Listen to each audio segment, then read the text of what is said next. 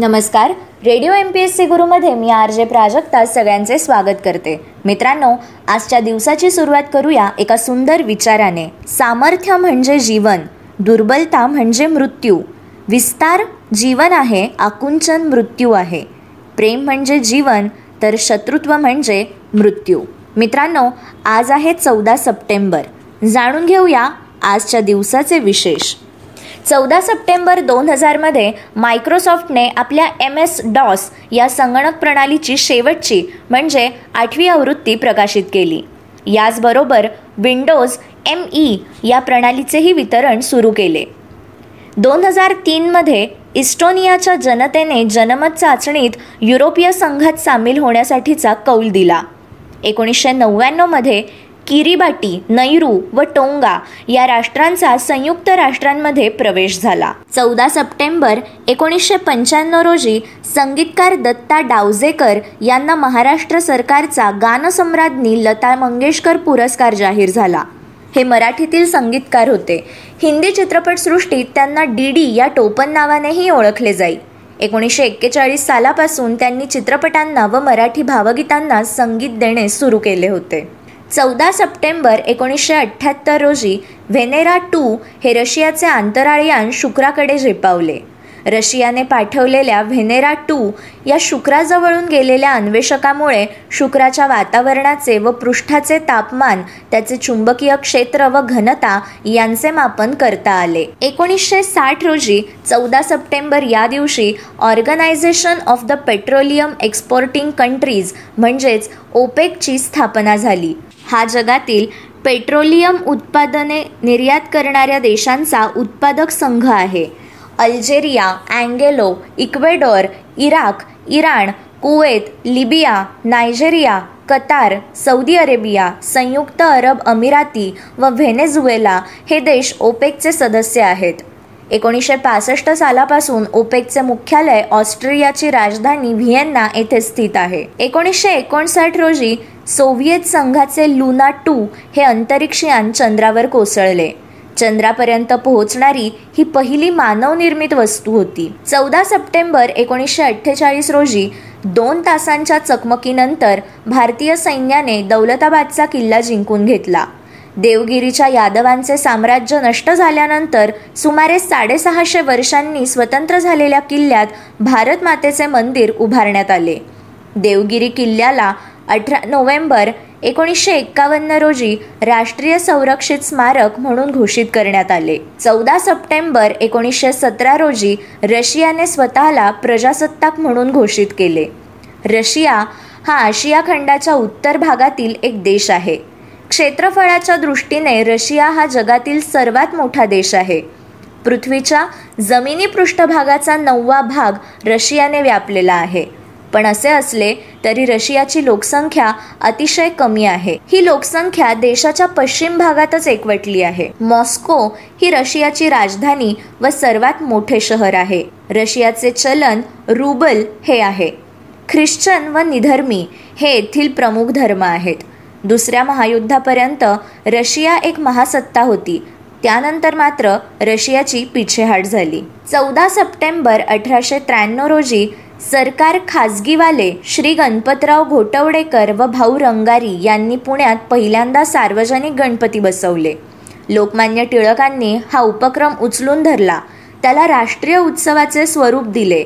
हीच सार्वजनिक गणेशोत्सवाची सुरुवात होती. 786 मध्ये हरून अल रशीद हा 14 सप्टेंबर दिवशी बगदादचा खलिफा झाला. अष्टपैलू क्रिकेटपटू व प्रशिक्षक रवींद्र रामनारायण उर्फ रॉबिन सिंग यांचा 14 सप्टेंबर 1963 रोजी जन्म झाला. दक्षिण आफ्रिकेचा क्रिकेट खेळाडू केपलर वेसेल्स याचा 1957 मध्ये जन्म झाला.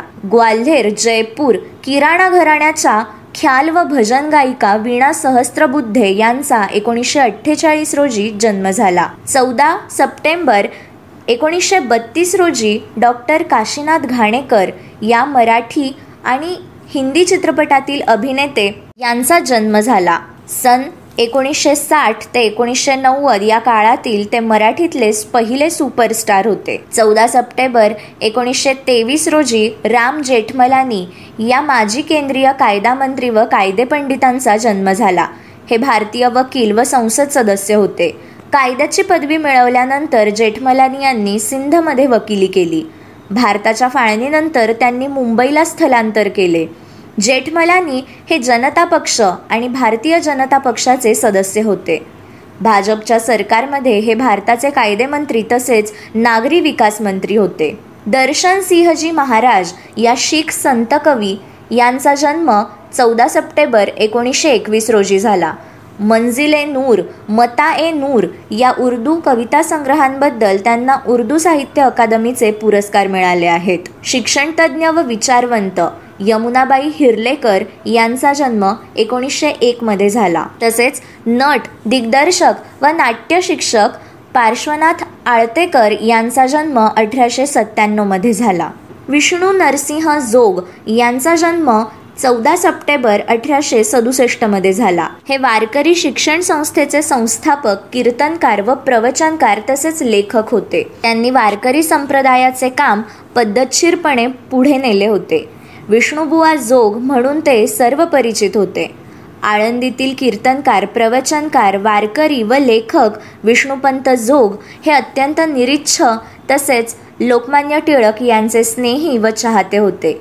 ते स्वदेशी वस्तू वापरीत आणि टिळकांना त्यांच्या कार्यात यथाशक्ती मदत करत. जर्मन गणिततज्ज्ञ व खगोलशास्त्रज्ञ योहान कीज यांचा जन्म 14 सप्टेंबर 1713 मध्ये झाला.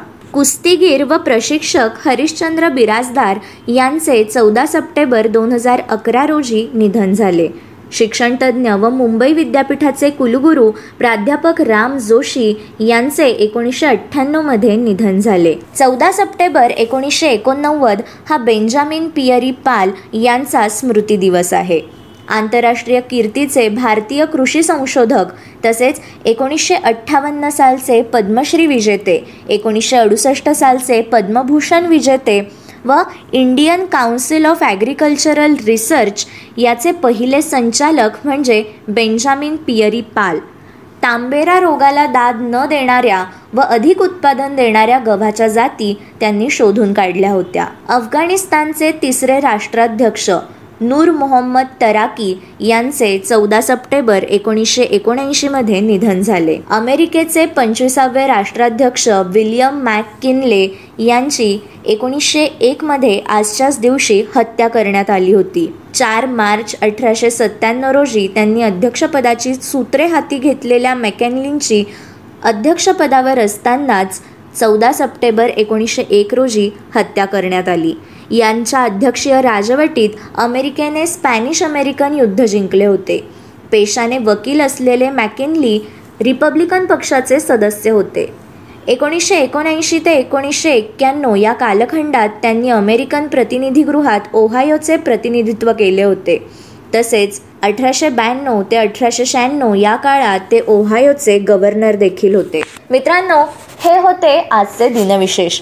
अशाच रोजच्या माहितीपूर्ण दिनविशेषांसाठी stay tuned to radio MPSC Guru. या कार्यक्रमाच्या फीडबॅकसाठी तुम्ही आम्हाला व्हॉट्सॲपवर मेसेज करू शकता. आमचा व्हॉट्सॲप नंबर आहे 8698869880 अर्थात 8698869880. मग ऐकत रहा radio MPSC Guru, spreading the knowledge, powered by spectrum academy.